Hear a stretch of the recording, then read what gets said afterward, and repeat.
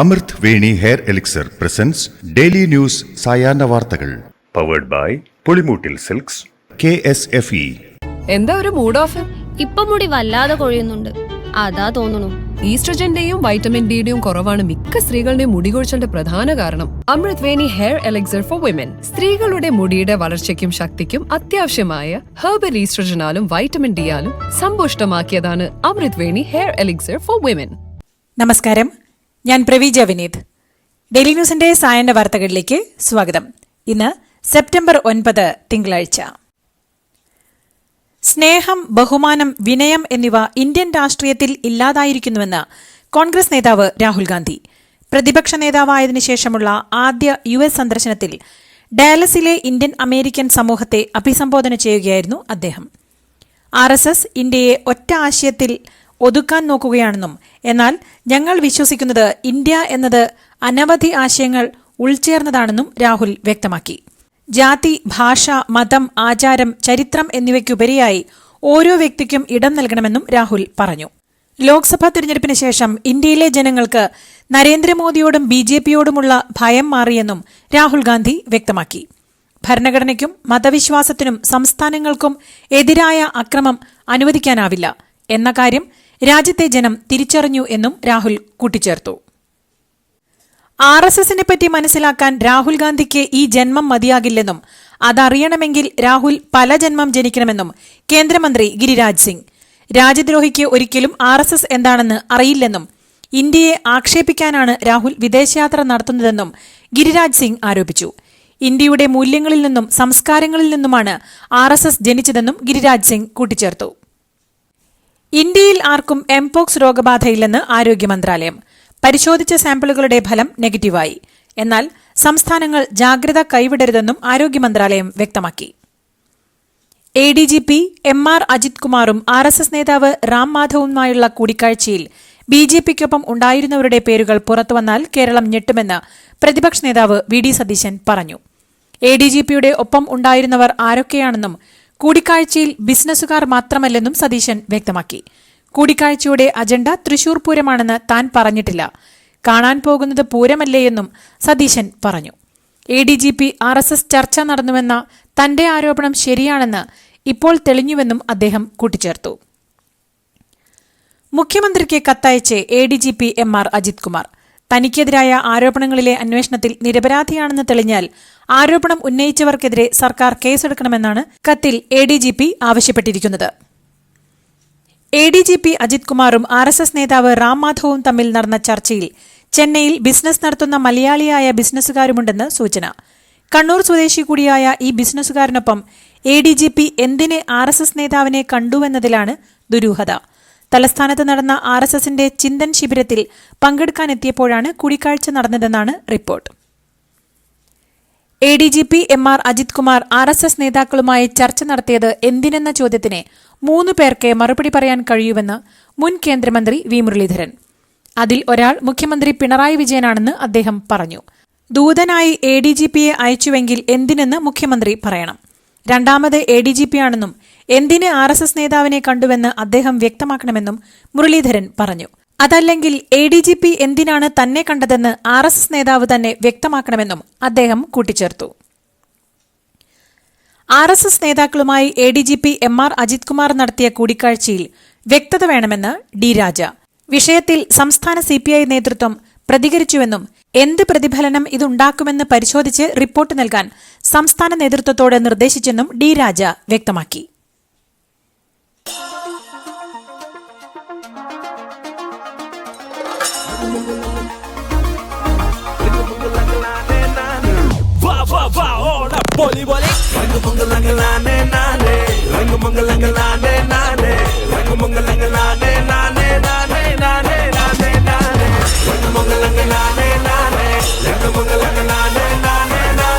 ഈ Onam 100ാം Onam, celebrating 100 years of Pulimoottil silks. Malayala cinema രംഗത്തെ വനിതകളുടെ കൂട്ടായ്മയായ വിമൻ ഇൻ സിനിമ കളക്റ്റീവിനെ പിന്തുണയ്ക്കുന്നതിനെ രാഷ്ട്രീയമായി കാണരുതെന്ന് പ്രതിപക്ഷ നേതാവ് VD സതീശൻ. WCCക്കുള്ള പിന്തുണ സ്ത്രീപക്ഷ നിലപാടാണെന്നും അദ്ദേഹം കോഴിക്കോട് പറഞ്ഞു. 4ാമത് എൻ രാജേഷ് സ്മാരക പുരസ്കാരം WCCക്ക് സമ്മാനിച്ചുകൊണ്ട് സംസാരിക്കുകയായിരുന്നു അദ്ദേഹം. കോഴിക്കോട് കൊമ്മേരിയിൽ 5 പേർക്ക് കൂടി മഞ്ഞപ്പിത്തം സ്ഥിരീകരിച്ചതോടെ 47 പേർക്ക് രോഗം സ്ഥിരീകരിച്ചു. കഴിഞ്ഞ ദിവസം നടത്തിയ മെഡിക്കൽ ക്യാമ്പിൽ പരിശോധനയ്ക്ക് അയച്ച 4 സാമ്പിളുകളാണ് പോസിറ്റീവായത്.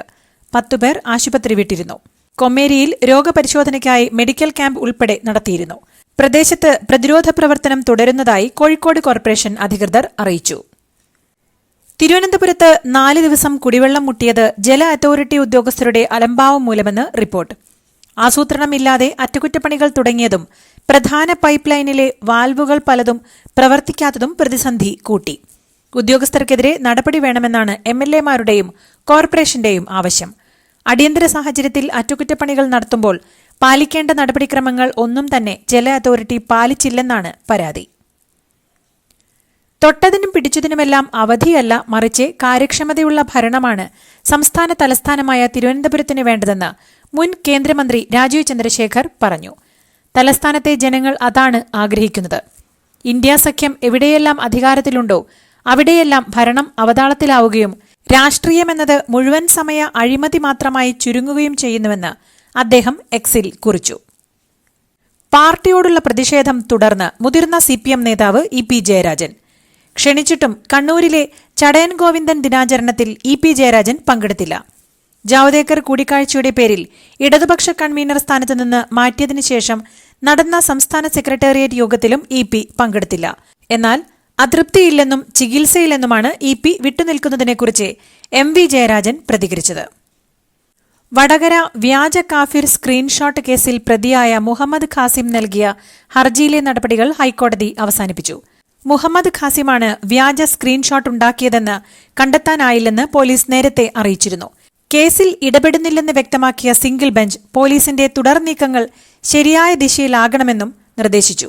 തനിക്കെതിരായ കേസ് റദ്ദാക്കണമെന്നാവശ്യപ്പെട്ട് മുഹമ്മദ് ഖാസിമിനെ മജിസ്ട്രേറ്റ് കോടതിയെ സമീപിക്കാമെന്നും കോടതി വ്യക്തമാക്കി. എടോ എങ്ങനെയുണ്ട്? ഓണത്തിന് ഇതാണോ എടുക്കുന്നേ? ഓണക്കോടി വരും. അതെ, 10ൽ ഒരാൾക്ക് ഈ സീരീസിൽ ഓണക്കോടി സമ്മാനം. മെഗാ സമ്മാനമാണെങ്കിലും പുതുപുത്തൻ ബെൻസ് കാർ, 2ാം സമ്മാനം ഇന്നോവ ക്രിസ്റ്റ, അതും 17 ഇത്തവണ സമ്മാനങ്ങളുടെ നക്ഷത്ര തിലക്കവുമായി KSFE ഗാലക്സി ചിട്ടികൾ. ഓയൂരിൽ നിന്നും 6 വയസ്സുകാരിയെ തട്ടിക്കൊണ്ടുപോയ കേസിൽ കോടതിയിൽ തുടരന്വേഷണം ആവശ്യപ്പെട്ടതിൽ എതിർപ്പറിയിച്ച് മുഖ്യമന്ത്രി. ADGP അജിത് കുമാറിന്റെ നിർദ്ദേശപ്രകാരമാണ് തുടരന്വേഷണത്തിൽ കൊല്ലം SP തീരുമാനമെടുത്തത്.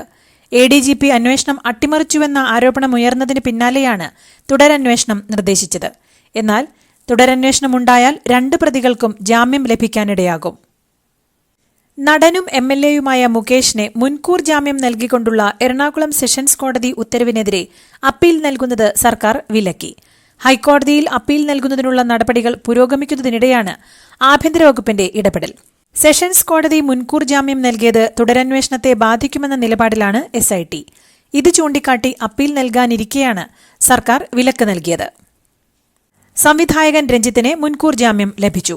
കോഴിക്കോട് സ്വദേശിയായ യുവാവ് നൽകിയ പീഡന പരാതിയിൽ 30 ദിവസത്തേക്ക് രഞ്ജിത്തിന്റെ അറസ്റ്റ് തടഞ്ഞുകൊണ്ടാണ് കോഴിക്കോട് പ്രിൻസിപ്പൽ ജില്ലാ കോടതി രഞ്ജിത്തിന് മുൻകൂർ ജാമ്യം അനുവദിച്ചത്. 50,000 രൂപയുടെ 2 ആൾജാമ്യത്തിലാണ് ജാമ്യം അനുവദിച്ചത്. കട്ടപ്പനയിൽ +2 വിദ്യാർത്ഥിയെ SI മർദ്ദിച്ച സംഭവത്തിൽ വിമർശനവുമായി മനുഷ്യാവകാശ കമ്മീഷൻ. അടുത്ത മാസം തൊടുപുഴയിൽ നടക്കുന്ന സിറ്റിംഗിൽ SPയും കട്ടപ്പന DYSPയും വിശദീകരണം നൽകണമെന്നാണ് മനുഷ്യാവകാശ കമ്മീഷന്റെ നിർദ്ദേശം. വിദ്യാർത്ഥിയെ മർദ്ദിച്ചതിൽ SIയുടെ വീഴ്ച മറച്ചുവെച്ച് SP റിപ്പോർട്ട് നൽകിയെന്നാണ് മനുഷ്യാവകാശ കമ്മീഷന്റെ കണ്ടെത്തൽ. കാൺപൂരിലെ റെയിൽപാളത്തിൽ നിന്ന് LPG സിലിണ്ടർ കണ്ടെത്തി. ഇതുവഴിയെ കടന്നുപോകേണ്ടിയിരുന്ന കാളിന്തി എക്സ്പ്രസ് പാളം തെറ്റിക്കാനുള്ള ശ്രമത്തിന്റെ ഭാഗമായിരുന്നു ഗ്യാസ് കുറ്റിയെന്നാണ് ദേശീയ മാധ്യമങ്ങൾ റിപ്പോർട്ട് ചെയ്യുന്നത്. അതിവേഗത്തിലെത്തിയ ട്രെയിൻ ഇടിച്ച് ഗ്യാസ് കുറ്റി തെറിച്ചു പോവുകയായിരുന്നു.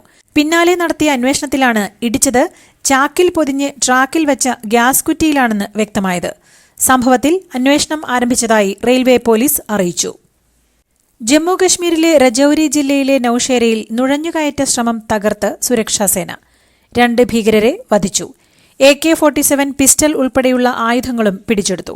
പ്രദേശത്ത് തിരച്ചിൽ തുടരുന്നതായി സേന അറിയിച്ചു. രഹസ്യാന്വേഷണ ഏജൻസികളുടെയും ജമ്മുകശ്മീർ പോലീസിന്റെയും സഹായത്തോടെയായിരുന്നു ഓപ്പറേഷൻ. ഇതോടുകൂടി ഇന്നത്തെ ഡെയിലി ന്യൂസ് സായന്ന വാർത്തകൾ സമാപിക്കുന്നു. ഡെയിലി ന്യൂസിനു വേണ്ടി വാർത്തകൾ വായിച്ചത് പ്രവീജ വിനീത്.